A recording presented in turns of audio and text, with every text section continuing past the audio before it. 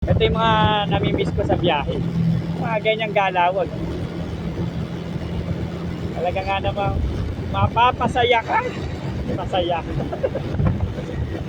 Wow. So syempre sa mga taga Cavite, alam na alam ito. Kay Kuya Vice, maraming salamat. Ayan. Puerto Azul. It makes sense. We're here.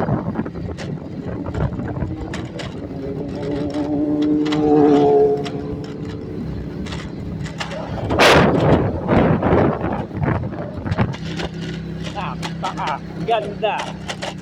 Yehey. Another 1 minute ng nature tripping.